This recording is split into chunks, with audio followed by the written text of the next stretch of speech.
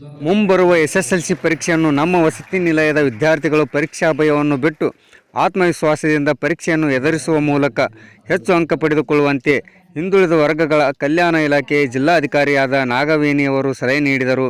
ಕೊಪ್ಪಳ ಜಿಲ್ಲೆ ಯಲಬುರ್ಗಾ ಪಟ್ಟಣದಲ್ಲಿ ಶನಿವಾರ ಹಮ್ಮಿಕೊಂಡಿದ್ದ ಯಲಬುರ್ಗಾ ಕುಕನೂರು ತಾಲೂಕಿನ BCM ಇಲಾಖೆಯ ವಸತಿ ಮಕ್ಕಳಿಗಾಗಿ SSLC ವಿದ್ಯಾರ್ಥಿಗಳಿಗೆ ಪರೀಕ್ಷಾ ಪೂರ್ವ ವಿಶೇಷ ತರಬೇತಿ ಶಿಬಿರಕ್ಕೆ ಚಾಲನೆ ನೀಡಿ ಅವರು ಮಾತನಾಡಿದರು. BCM ಇಲಾಖೆಯ ಅಧಿಕಾರಿ ಶಿವಶಂಕರ್ ಕರಡ್ಕಲ್, ಯಲಬುರ್ಗಾ ತಾಲೂಕು ಪಂಚಾಯತ್ ಇಒ ನೀಲಗಂಗಾ, ಕುಕನೂರು ತಾಲೂಕು ಪಂಚಾಯತ್ ಇಒ ಸಂತೋಷ್ ಪಾಟೀಲ್, ಸಂಪನ್ಮೂಲ ವ್ಯಕ್ತಿ ಶಿಕ್ಷಕ ಶರಣಪ್ಪ ಕುಂಬಾರ್ ಸೇರಿದಂತೆ ಮತ್ತಿತರರು ಮಾತನಾಡಿದರು. ಸಮಾರಂಭದಲ್ಲಿ ಸಂಪನ್ಮೂಲ ವ್ಯಕ್ತಿಗಳಾದ ರೇಣುಕಪ್ಪ ಅಬ್ಬಿಗೇರ್, ಹನುಮಂತಪ್ಪ ಹುಬ್ಬಳ್ಳಿ ಸೇರಿದಂತೆ BCM ಇಲಾಖೆಯ ಅಧಿಕಾರಿಗಳು, ಸಿಬ್ಬಂದಿ ವರ್ಗ ಉಪಸ್ಥಿತರಿದ್ದರು. ವರದಿ VS ಶಿವಪ್ಪನಮಠ, ಸಮಯ TV K news, Yelburga.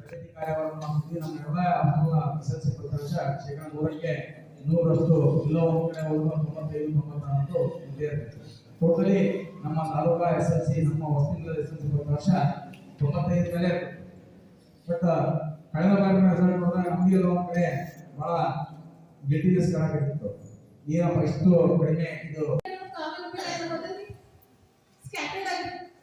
Scattered ಆಗಿರ್ತದೆ.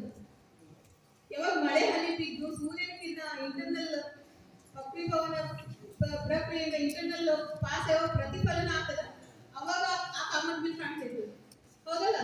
ಸೊ ನಿಮ್ಮಲ್ಲಿರುವಂತಹ ಕಾಮನ್ ಬಿಲ್ ತೋರ್ಸಕ್ಕೆ ಈ 4 ದಿನದ ಶಿಬಿರ ನೀವೆಲ್ಲರೂ ಏನಂತೀರಿ ಫ್ಲೈಯಿಂಗ್ ಫ್ಲೇಯರ್ಸ್ ಇಂದ ನಿಮ್ ಸರ್ ಹೇಳಿ 100% ಅಂತ ಅದನ್ನ ನಾನು ಇವಾಗ ಒಂದು ಚಾಲೆಂಜ್ ಮಾಡ್ತೀನಿ. ಸಿಸಿ ಕ್ಯಾಮೆರಾ ತಾನೇ ಅದನ್ನು ಅಳವಡಿಸಕ್ಕೆ ಆಗ್ತದೆ.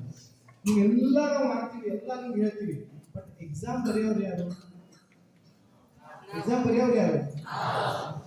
ಯಾರು ಸೀರಿಯಸ್ ಇರಬೇಕು?